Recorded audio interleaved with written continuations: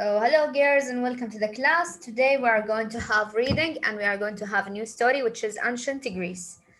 Please prepare your reading books and open the page 360 and 361.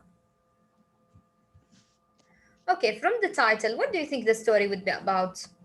Ancient Greece. I think about the history and about much information about history. About history. Which history in specific? Ancient history. Ancient history and ancient Greece, which is the Greece Empire. Okay, let's see right now if this is true or not. Let's go to the page 360 in the reading book. This is the page I want you to open. Wow, what can you see in the picture right here? What can you see in the picture here? A man? A man. Is he the boogeyman or or what kind of man? Is he scary or comfortable to see? This is creepy. Creepy. What do you think the picture is for? For a creepy man or for a wise man or what exactly? Or old man? A wise man? Maybe wise man, yes. Or maybe something from their legends, because we said that ancient history, they have a lot of legends, right? So maybe it's about a legend or a wise man they have. We don't know yet. Okay, what about this one? The picture right here. It's a picture of what? Of knights fighting? It's about the war in history. Excellent. It's about knights fighting and about warriors inside war. And they are fighting with each other. Each one is holding an armor or shield, and they are having their weapons also, like spear and some swords, and they are fighting with each other. And this is some ruins also from the ancient Greece, because we know that the Greece Empire, it was very famous with what? With architecture and with art. They were very civilized people and with a unique taste of art. Let's see. Before we go, what is the genre of this story? What is it? Expository text. Expository text. What does it mean, expository text? It's about information and fact and about history. Excellent. So expository text means that it's about what? Facts, information about maybe history, culture, about life. Today we have information about history. But what you have to know that in the expository text, we don't have a plot, which means that we don't have a character, a hero, or maybe some events that happen for the hero and he has to solve it to go from the beginning to the climax to the end. No, in the expository, we go in one flat line. In this one flat line, we learn information about something that we need to learn. This is why we have it expository text. The question that you have to focus on this week is how have ancient cultures influenced modern ones? We are going to see through this text how those people lived in the ancient time and if there are any similarity between our lives right now and their lives, and where they're thinking the same of our thinking right now, and where their system of ruling and for their lives was the same system that we are applying right now in their life, or there are some differences that we can learn from. Keep this question in your mind, and before we read, I would like to show you this little video right here about our lesson. How have ancient cultures influenced modern ones? If you've ever watched the Olympic Games, then you've taken part in a tradition started in ancient Greece. Every 4 years, athletes from all over the ancient Greek world would come together to compete in sports such as wrestling and track and field. It's a tradition that continues today as modern-day Olympians compete across the world. It's just one example of how ancient civilizations influence us today. Ancient Greek architecture has also had an influence in modern times. In the Greek city of Athens, you can see the ruins of the ancient buildings of the Acropolis. An acropolis, or high point in the city where temples were built, was common in many Greek city-states. These columns were built hundreds of years ago, and they look very similar to columns in more modern buildings throughout the world.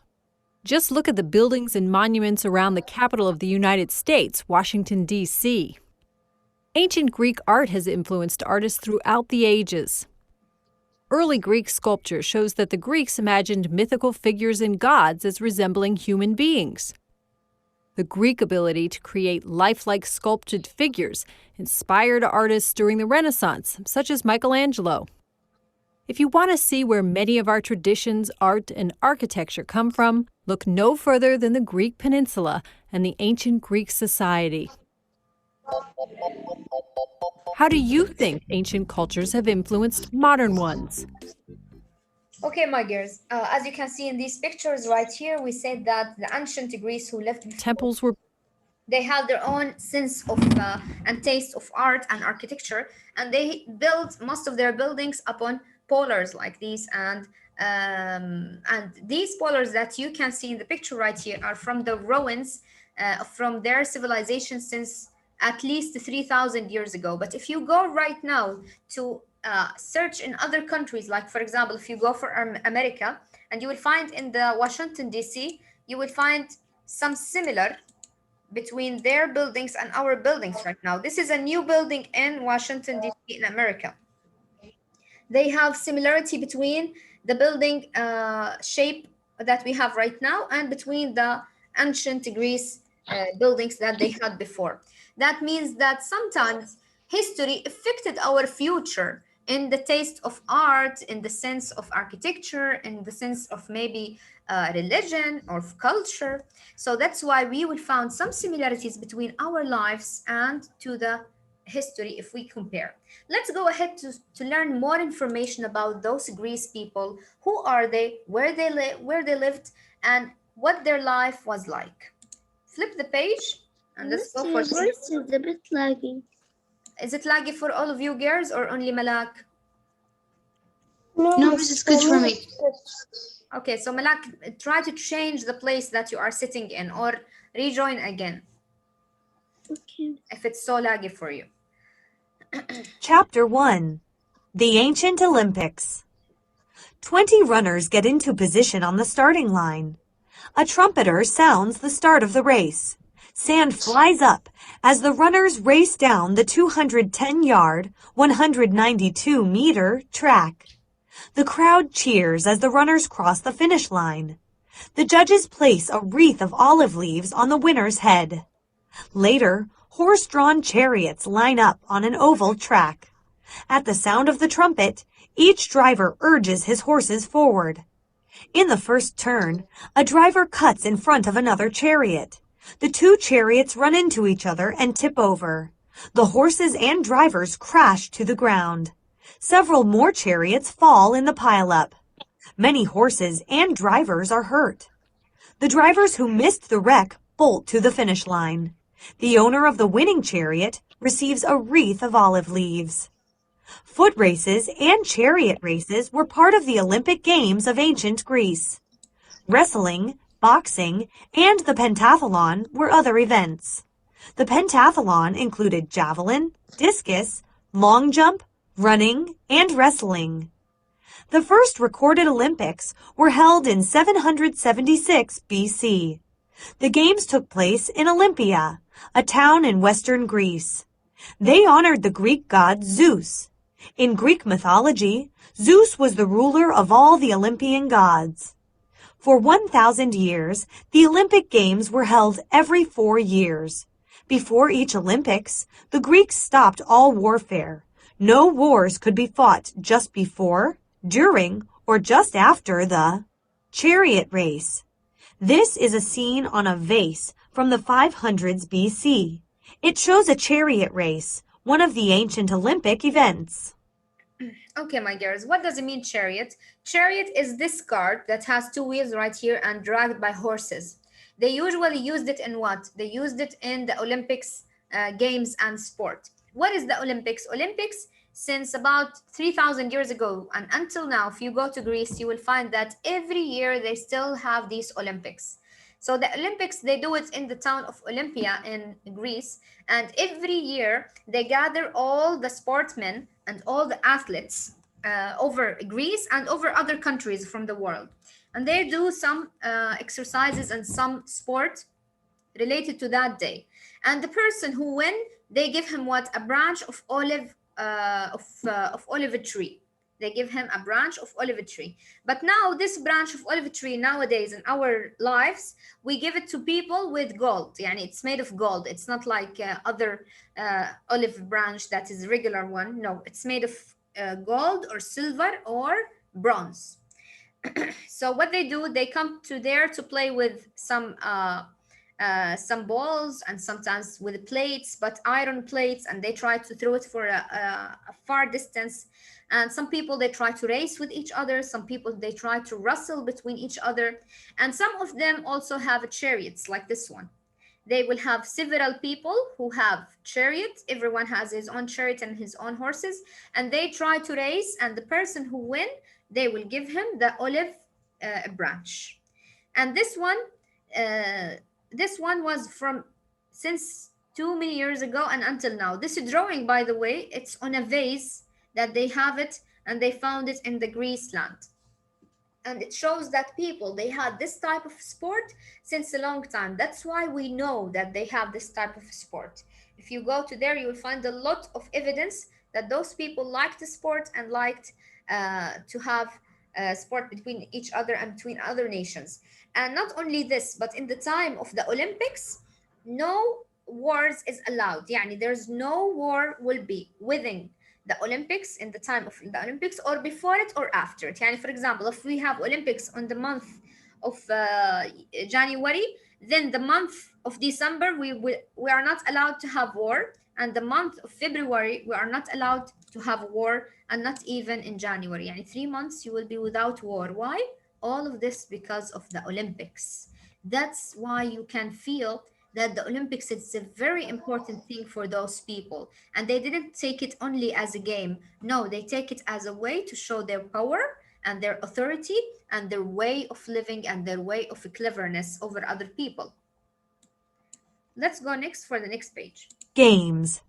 Wars were stopped so athletes and people coming to watch could travel to and from the games safely. The modern Olympics are one of many traditions developed in Greece. Ancient Greece is often called the cradle of Western civilization. It was the birthplace of many modern ideas. Greek ideas are found in today's governments, art, architecture, and literature. They are also seen in science, drama, and athletics. Chapter 2. Early Greeks. The Minoans. The first civilization in Greece formed on the island of Crete. The Minoans lived from 2200 to 1450 BC. They built a huge port on Crete and a large fleet of ships. Their ships allowed them to trade with people in other areas. The Minoans also built palaces. They covered the palace walls with paintings. The paintings show peaceful, happy people. The Minoans built their largest palace at Knossos. The palace honored King Minos. In Greek mythology, Minos was a son of Zeus. The Mycenaeans. By about 1600 BC, the Mycenaeans had settled in cities on the Greek mainland. A king ruled each city. Mycenaeans built huge walls around their palaces. Paintings, gold, and jewels decorated their palaces. The Mycenaeans were great warriors. Around 1450 BC, the Mycenaeans invaded Crete. They conquered the Minoans, who disappeared from history at this time. Ruins of a Minoan palace at Knossos can be seen today. Sir Arthur Evans discovered the ruins in the early 1900s. Okay, my girls, now we are going to have some insight about the early Greeks. We are not talking about the empire of the Greeks. No, we will learn how the Greek empire started. First, it started with some people they called the Minions. Who are the Minions? The first civilization in Greece formed on the island of Crete. The Minions lived from 2200 until 1450. They built a huge port on Crete and a large fleet of ships. Their ships allowed them to trade with people in other areas. The Minions also built places. They covered the palace walls with painting, and the painting showed peaceful, happy people. So the first people who lived ever in Greek or in Greece were a very peaceful people. They didn't like war, they didn't like to fight with other people. They only have their own homes, and around their homes and the city, they built some walls. And upon these walls, they have some drawings, as you can see here in the picture. These drawings exist since almost 3,000 years ago until now with the same colors that they have. You would say, Miss, they have colors? Yes, they have colors. They have drawers, painters, people who like to educate themselves, to paint.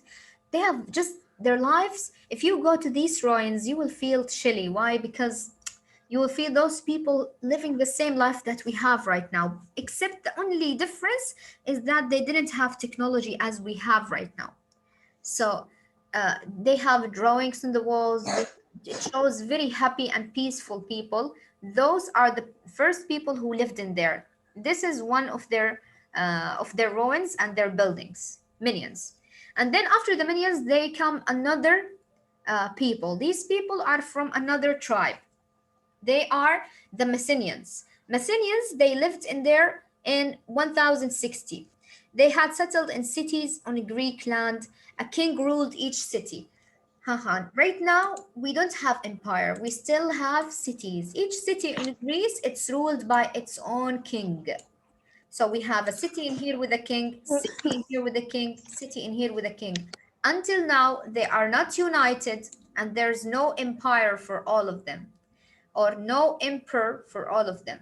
So let's see next what happened. They will stay the same or something will change. Let's see. Flip the page and let's go for 364. That's 64. According to legend, around 1220 BC, the Mycenaeans conquered Troy. This city was on the northwestern coast of Asia Minor. Today, this area includes the country of Turkey. Stories about the Trojan War have lasted to the present day.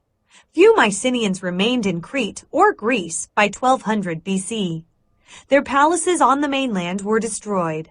Historians believe they were invaded by another civilization. Soon after, the Dorians took over Crete. They came from northern Greece. The Trojan War. According to legend, the Mycenaeans attacked the city of Troy to rescue Helen. She was the wife of King Menelaus of Sparta. A Trojan prince had kidnapped her. The tall walls around Troy kept the Greeks out for 10 years. Finally, the Greeks built a huge, hollow wooden horse. They gave it to the Trojans as a gift. The Trojans dragged the horse into Troy. They did not know that Greek warriors were hiding inside. That night, the warriors climbed out and opened the city's gates. The Greek army then defeated the Trojans. Around 750 BC, 2 long poems about the Trojan War were written. The Iliad describes the long struggle between Greek and Trojan soldiers. The Odyssey tells the story of the hero Odysseus. He suffers Trojan horse. Many difficulties while trying to get home after the Trojan War. Historians disagree about who wrote the poems. Many people believe the Greek poet Homer wrote them. The Dark Age. Historians know little about Greece from 1100 to 800 BC. During this time, Greece was a land of small farming villages. These villages had little contact with one another. Historians call this period the Dark Age. Around 800 BC, the Greeks appeared in history again. They built new colonies in parts of Europe and Africa.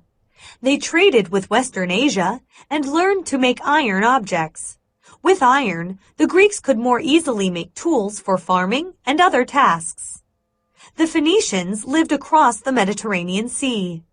The Greeks traded with the Phoenicians and learned their alphabet and system of writing. They also learned about Phoenician art and shipbuilding. This progress helped end the Dark Age. Chapter 3. The Rise of Greece. By the end of the Dark Age, the Greeks had built many villages. Many villages centered around a high hilltop called an acropolis. The farms and villages surrounding each acropolis joined to form a city-state. Each city-state ruled itself and had its own customs. By 700 BC, hundreds of independent city-states had formed. The two most powerful city-states were Athens and Sparta. Ancient Greece, 500 BC through 336 BC. Okay, my girls. Macedonia, Asia Minor, Troy. Okay, my girls. Right now we know that there are two tribes who ruled Greece, the Manaeans, and then after that the Mycenaeans. Now the Mycenaeans, the best thing about them that there was a legend that happened at that time. What is a legend? It means a story, a real story that happened, but because it's a heroic story and they have a lot of heroes in it, it became as a legend. So what is this legend? According to the legend, the Mycenaeans conquered Troy. How they conquered Troy? This city was the northwestern coast on Asia Minor. Today, this area included the country of Turkey. So, few Mycenaeans remained in Crete on Greece. Their palace on the mainland were destroyed. Historians believe that the Trojan War. What happened at that time? According to the legend, the Mycenaeans attacked the city of Troy. Now, I want you to notice and to imagine it like this. This is Greece. Greece is a very civilized and nice city, but a nice country, but it's a small country compared to the Troy country. What is a Troy country? Troy country is now what we call it Turkey. You know Turkey, right? So this is Turkey. Turkey is beside Greece, but Turkey is bigger and have more people than Greece. So one day there was a very beautiful woman. Her name is Helen. Okay. This Helen was a Greece girl. She was the wife of the king of Sparta in Greece. One of the men in the Troy, Turkey, we will call it Troy for now, because this is in history. So before Turkey, we have the name of Troy. So one of the people of Troy, he was a prince in there. His name is King or Prince Hector. He went to what? No, sorry, not Hector. His name is Paris. His name is Paris. He heard about the beauty of that girl and he said, I want to marry that girl. However, that girl was married already to the king. So what he did, he went there if he is waiting for a visit. And when he went there, he kidnapped Helen and he took her to where? To Troy. Now, the king in the second day, he didn't find his wife. He found that she is kidnapped. Who kidnapped her? Paris. Paris of who? Paris of Troy. Oh my God. Now he came to my house and he kidnapped my wife. Wallahi, I will show him. Now they go to Troy to make a war in there. But what they don't know about the Troy, that Troy is defended by a wall. The whole country is defended with a big wall. If any other country come to invade them or conquer them, they can't, because they can't aslan climb the wall. The wall is very high, and meanwhile it's covering the whole city. There's no exit or any door that can make the whole army get inside. So how can we get inside, Tayyib? Nobody can do that. So they remain 10 years fighting. 10 years. So the army remained 10 years, killing each other and trying to attack each other. Sometimes they attack some of the Trojan people and kill them. Sometimes the Trojan people kill the Greece people. They remain like this for 10 years until there come a person. His name was Odius. Odius, he was a very clever man. He said, listen, we can't go inside this country without a trick. What we have to do, let's make a big wooden horse. This horse is made of wood, and let's make it very, very big that you can't move it unless you put it in a small cart like this and move it with people. And he said that we will introduce it as a gift. As a gift of what? As a gift for Troy, to say that we want peace. We don't want to have war anymore. Okay? Now, they sent a messenger for the Troy country, and they said, listen, we don't want war anymore. The king say for you, we are sorry for everything. Khalas, take Helen, we don't want her, and take this horse as a gift to show that we are good people and we want peace. so we don't want anything from you. The Troy people believed that. So they took the horse and they put it inside what? They opened the gate and the walls and they put the horse inside the country. In that night, all the country went with what? With festivals and parties. Why? Because they thought the war is over. They said, wow, after 10 years, the war is over. Thank God for that. Let's celebrate. Yalla. And all of them start to drink and start to celebrate.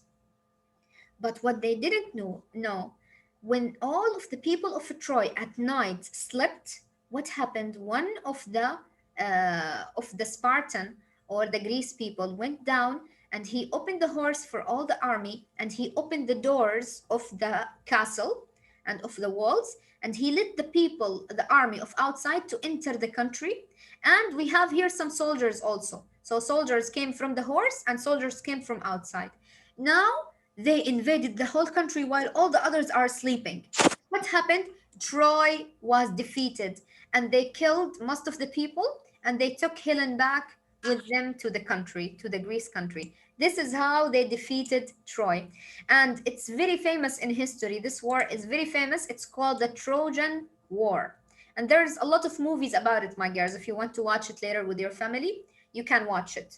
It's the Trojan War. You can search about it and have some information about it.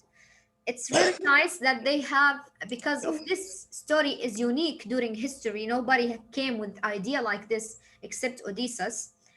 They made poems about it and they made some legends about it and mythology. This is the story of Troy and the Trojan War. After that, Tayyib, after that, there was the Dark Age. What is the Dark Age? From 1100 to 800, the Greece land become a small lands. There's no kingdom anymore, and they are living in a peaceful way. Yani most of the time, if you go to history, you will find that those people were peaceful people. They didn't like to fight that much. Peaceful people living their life, don't mind other people's business, and just living by the sea and hunting and eating, and their life was fine until the time of 800 or sorry 700 BC. In 700 BC, now they have a lot of what? A lot of states and cities. City in here, it's called Sparta. It's very important. City of Olympics, city of Athena, the most important one in Greece. And they have Pyrrhus and they have Marathon. All of these cities are inside what? Inside Greece. Now they united together to make what? To make an empire. The most important cities they have during this empire is Athena and Sparta. And this is Troy, by the way, beside them. Yani they have just to go from here to there, or during also the sea. This is for the Greece. Okay, my girls, for today we will stop until here, inshallah. Next time we will see what happened later. Did they stop at here, or they establish a big empire after that and something bigger happened to that area and that land? And did it only stop like this in history, or there are other people that are important in the history in the Greece land? You know what is the Greece land right now? You know where is Greece? Or what is Greece right now? Greece right now is what we call it in Arabic Yunan. Greece right now is Yunan. If you go there, you will find a lot of the historical ruins and remains of the Greece, the ancient Greece. And the people who live in Greece right now, they are very peaceful people. Until now, they like just to live and to hunt by the sea, and they don't mind other people business. This is some pictures of it, of the real Greece right now. You see, they live beside the sea, and most of the cities are established upon the mountains, as you can see right here, upon the mountains. It's very peaceful and nice. All the city, all the houses in the city are with white color. And the people there, they are so peaceful and nice, and they like to hunt. You have merchants. Most of the people there are merchants, sellers, traders who like just to sell and buy goods. People of all over the world, they come there in tourism to discover the place and to live in there a few days to know how the people live. And if you go there, this is some ruins of the ancient people. You see, this is a temple right here. But if it's around the ocean and they couldn't, like the army couldn't get in Greece, but they could just dig under the wall, or they could go around, like from their No, no, street. no. They couldn't, because this wall is covering the whole country. It's going around the country, around it. And there's a small doors here. There will be some security upon it, and nobody will go out or enter by his own wish. No, you have to take a permission to go out or to get inside.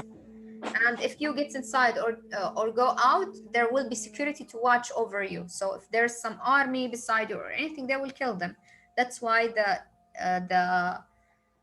the war remained for 10 years. Okay, my girls, we will complete inshallah next time in the other class. I hope that you enjoyed. Do you have any question until now?